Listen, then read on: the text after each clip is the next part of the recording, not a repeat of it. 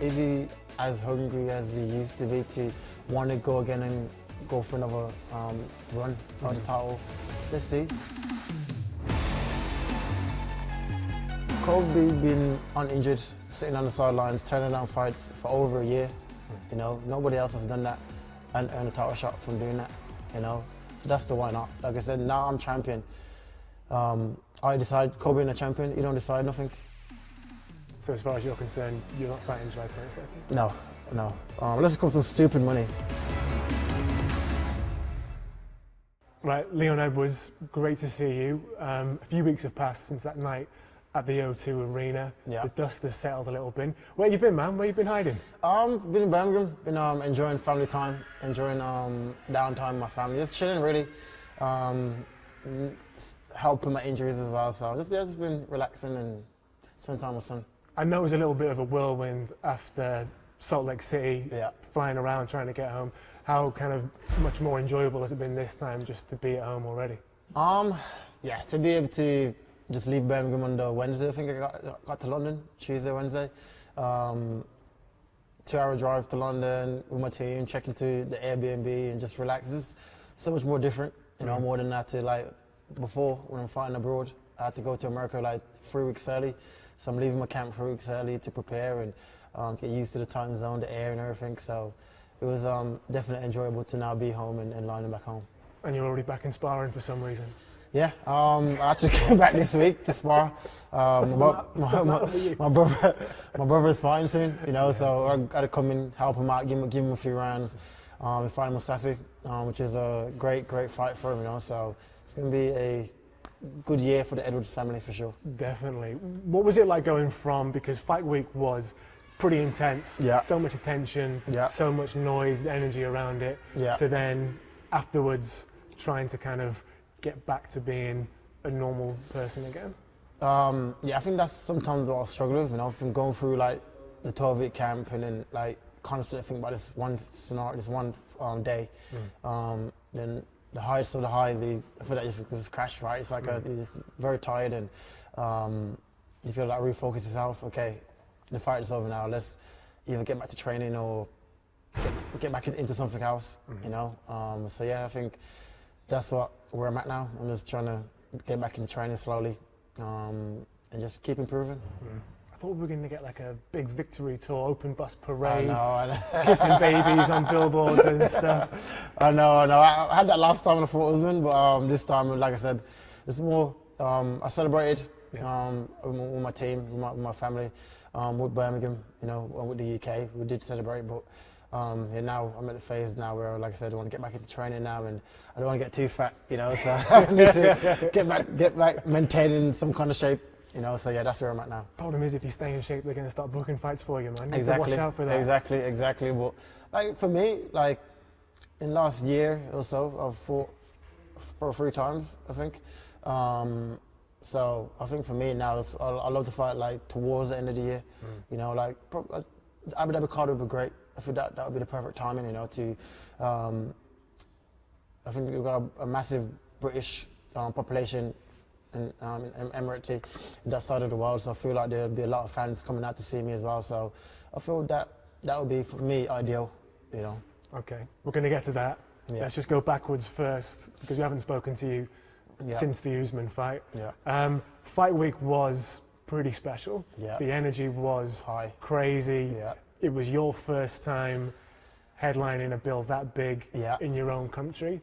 Was there any point during fight week where you were like, this is a bit extra actually, this is a lot? Nah, I truly just enjoyed it, you know. I think that was my 5th main event for the UFC.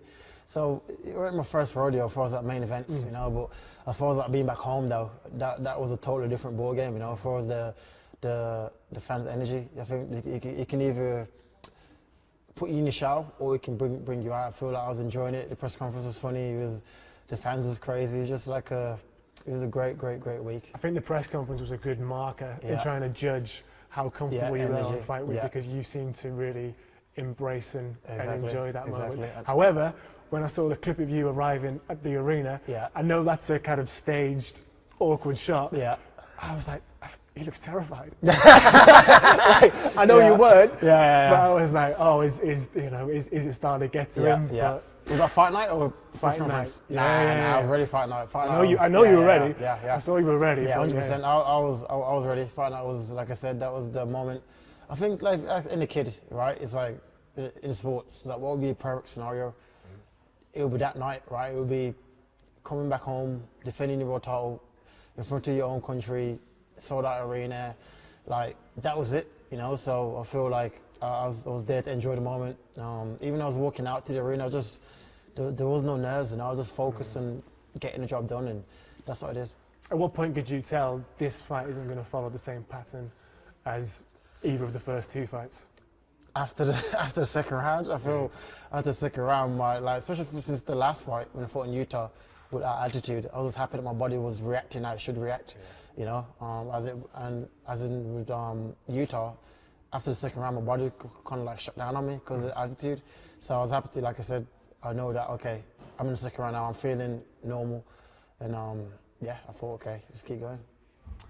If this is the last time that you and Kamaru fight, how will you remember him as a competitor? Someone that's made me better, you know. He was the last person to beat me 7, 8 years ago. He was like at the time, he was like the guy you're chasing, right? He's defeating everybody in the division. He's pound for pound #1, so he was like the guy that you kind of like need to get through to be world champion. So I definitely remember him as a great challenger, a great opponent, and one that helped me to get better, you know. Do you think we see him again at the highest level? Oh yeah, for sure, 100%. I don't feel like he's done yet, you know. I feel he'll beat everybody else, you know. I truly believe that, and he has already, you know. Top 5. He's beat Colby twice, beat Gilbert, he's beat them all, you know. So I feel like he definitely belongs in top level for sure. Is there a world here where you two meet for a fourth time? Again? I mean, if you're still champion, if he's beating all comers, where else is there to go? Yeah. Let's see where his hunger is at. You know, like I say, it did achieve quite a lot in the sport. You know, so is he as hungry as he used to be to want to go again and go for another run of the title? Let's see. You know, if it does, then yeah, surely why not? You know, but let's see where he's at. Do you have an idea in your head about what sort of a champion you want to be? Do you want to be the guy who, right, just line up the top contenders and I'll knock them off one by one? Yeah. Do you want to be someone who maybe leverages their position to make the kind of the biggest fights, the kind of most exciting fights? Have you given any thought to that at all? I think for me, like I've always said it, right? Is I think I'll fight whoever, whenever, you know. Just got to make sense for me, you know, because I think the fight game is hard enough. So you want to have the best opponent, and I get to the world championship level as well. We turn to like a business as well, you know. So when it's like you're going to sell the most pay-per-views and stuff like that. But yeah, for me, it's like I said, I want to be one of the best welterweight of all time, you know, and I truly believe I can be that. I haven't lost a fight in such a long time. I'm on a good run, and I'll continue on this run, you know. So I want to take them all out. Everyone that Kamaru's beat, I want to beat. And then when it's all said and done, like I said, I want to be one of the best of all time. Right, well, let's get to it because we want to know what is next for Leon Edwards. Yeah. At what point did you pick up on the fact that because you've got better things to do than listen to a Dana White press conference after your fight. But my friends hasn't. Text us straight away. So at what point did it kind of trickle through to you that he said, hey, Colby Covington is definitely next for Leon Edwards? I think it was after the Usman fight, right? After the post-fight press conference. I think he went to the media room and... but you're busy celebrating, right? I was still busy celebrating, but I think I had media after as well, so definitely asked me the question, like, Dana said, blah, blah, blah, so I heard it then. When I spoke to Dana, he was like, okay, it won't be July, because July is a fight night in London, but I think Colby is next, you know, so, but at the moment, in the division, there's no clear #1 contender, right? Colby's coming off, 2 losses, 1 win, Gilbert, similar, so it's like, there's no one that, like, why did it? I had to go earn like 10 fights in a row to fight for the world title. These guys are winning 1 fight, losing 1 fight, then fight for the world title, you know. So it is a difficult time, you know. There's, like I said, there's no clear #1 contender, but we'll see where we're at, and I'll decide and go from there. Did you feel slighted or disrespected in any way that they haven't put it to you first? Like, Leon, this is what we're thinking. Just a heads up. Not really, because the game is the game, right? It's gonna. There's only be someone that's next, you know. Like I said, if I truly believe that I am number one, I should be able to face these guys and beat these guys, and I do believe I'm number one, you know. So just about, like I said, making it make sense, and then when it's time to go, I'm ready to go, you know. What's your relationship like with Dana White? It's all right. I wouldn't say my best pal or best friends, but like any work relationship, right, is so good. Yeah. Yeah. Can you call him up and say, "What's all this I'm reading? I'm actually thinking of doing this." I'm more closer to Hunter than Dana, too. Is that right? Probably. My manager would call him up and say all that. Like, this is what I'm thinking. He distills what you distills the best, right? That's basically the best. But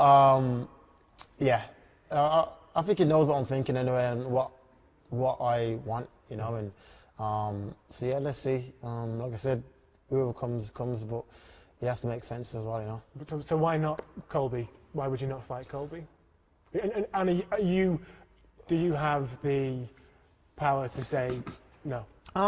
The why not is, okay, Colby been uninjured, sitting on the sidelines, turning down fights for over a year.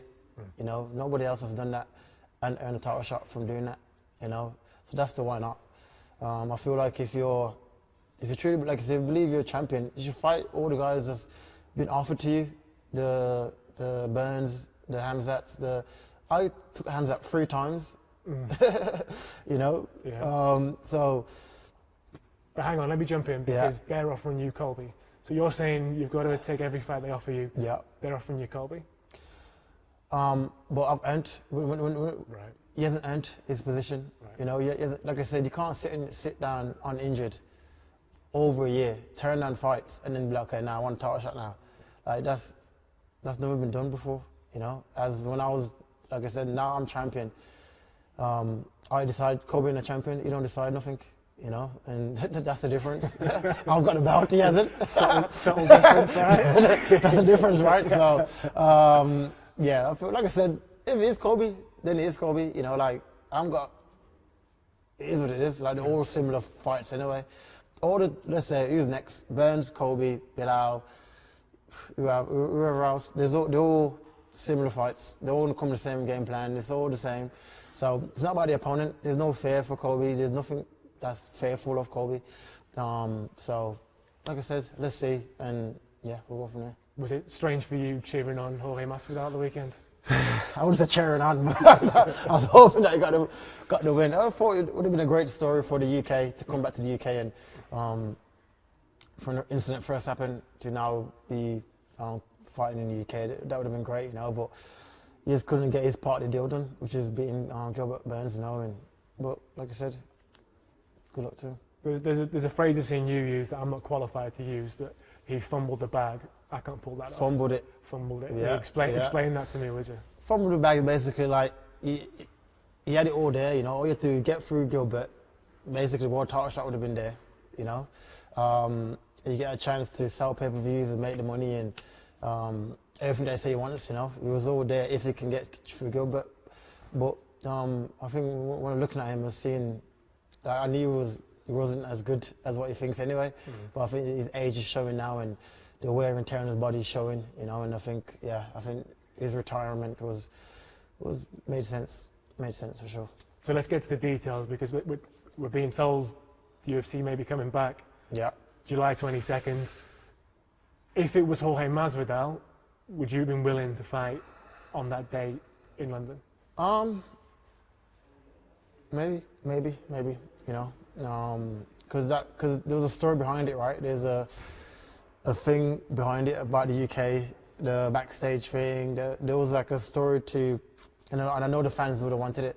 You know, like everyone I spoke to about anybody else, they're like, nobody else has earned it, you know. But even though Masvidal probably wouldn't have earned it if he did beat Gilbert, but at least there's a story there. At least there's hatred there. There's bad blood there. You know, there's something there to sell. But yeah. We'll see. So you're thinking Abu Dhabi in October? Perfectly, yeah, perfectly. That I feel like that would be perfect for me. You know, like Abu Dhabi. I get time to nurse my injuries. I get time to get back into it slowly, you know. So I feel like Abu Dhabi would be perfect for me for sure. We need to get this information out there because people are going to start booking hotels and trains and things. But either way, but either way, there's a fight night, right? I think the London card sells out. Put Tom back on there. I know Tom Aspinall wants to fight again. Let him headline it. He didn't get a chance to headline it because he got injured right in the main event. So I feel like give him a chance now to actually follow through all the way through and get all the other UK guys back on the card. You know, I feel like for UK mixed martial arts, I feel that they deserve it. You know, they deserve a great card, and I feel there's great guys that you can put on the card that will sell the card. And I was gonna go there as a fan, enjoy it. I saw that in March. Let someone else sell it out in July, and then we'll go from there. So as far as you're concerned, you're not fighting July 22nd? No. Unless it comes to stupid money. Yeah, then I might consider it. Like I said, the bag always talk, you know, but come with some stupid money, then I might consider it. But apart from that, I just don't see. Because you'd have to get back into training pretty next sharp, week, right? Yeah, like literally next week. You know, I fought under a month ago, so I still got stuff I got to deal with first, and so yeah, literally next week I have to be back in camp and back to working, and it'll feel like August to March. I did that already, and now they're saying March to July, you know, which is, I don't feel like it makes sense, you know. Mm-hmm. So October, Abu Dhabi, let's be honest here, probably Colby Covington? Probably. Like I said, it's not about the opponent. Like, literally, there's no fear for, like, I think Colby Covington's like a BTEC Usman. You know? Like, literally, like, there's, like, nothing there, you know, but, like I said, if that's what they want, I'll give them that. There's not the opponent doesn't bother me. It's just more the date that bothers me, you know. And so yeah, we'll see. Is there any history with you and Colby, or is it just? I've never met him. Social media probably back and forth. Like I remember when I was going through the pandemic, and like, who's Nate Diaz? I don't know who that is. Now that's look, right. That's right. I remember that. now look, you know, he's like begging me and running me down for the title shot, you know. But how times has changed, and like I said, now I'm the king of the hill. Now I'll sit back and I'll let him beg some more, and I'll consider it. You're enjoying that part of it, aren't you? I've earned it. Yes, you have. Yes, you have. I've earned it, so it's all good. This is what we call in the business a very tenuous link here. Yeah. But we're talking about July 22nd. Yeah. July 22nd is also Israel Adesanya's birthday. See what I did there? Because I'd like to get your opinion on what we saw at the weekend. How impressed were you with Israel Adesanya's performance? Very, very. Because, like, take away the fight from it, right? It's more just the mental part of it. To have someone that knocked you out twice, beat you in a different sport, came to your new sport, beat you again. Everyone's saying, "Oh, this guy's like your kryptonite." Just mentally, as a fighter, that plays a part in it, you know. So for him to go out there, stay calm, cool and collected, and go out there and finish it the way he did, like you gotta give fair plays to him, you know. Like that's sick, you know. And yeah, man, I'm happy for him, happy for what he's done, and yeah, man, sick. Do you think he'll reign for quite a long time now, middleweight? I I mean, he already has, but yeah, again. Yeah. Yeah, he should do, because like it's like same, right? There's no clear number one contender at the moment. He's beat everyone else that's in the top 5. So I don't know. It'd be. I'd love for him to see him go up, but then he tried it before and failed. So probably try one more time, and that would have been good as well, you know. He's not that much bigger than you, is he? No. I see where you're going. What do you mean? What do I do? Not really. But like I said, I wish him well in his career and what he does. You know? Would you ever consider that? I mean, you're saying you haven't got any obvious contenders. He hasn't got any obvious contenders. No, probably not. Like I said, I wish him well in what he's doing, and that's it. You're friends, right? Yeah. Same management team, friends, been out together. Like I just like his energy as well, and I met his mum, his dad, and stuff. I just wanted to do well, you know. And, but yeah, that's it. Okay. Try that. Okay. It's worth a go, isn't it? It's worth a go. Look, another fight that it's not to do with you, but it's kind of linked as well. Yeah. Your old mate Nate Diaz, getting in there the boxing with Jake Paul. Up at what I guess is it's a MMA middleweight limit.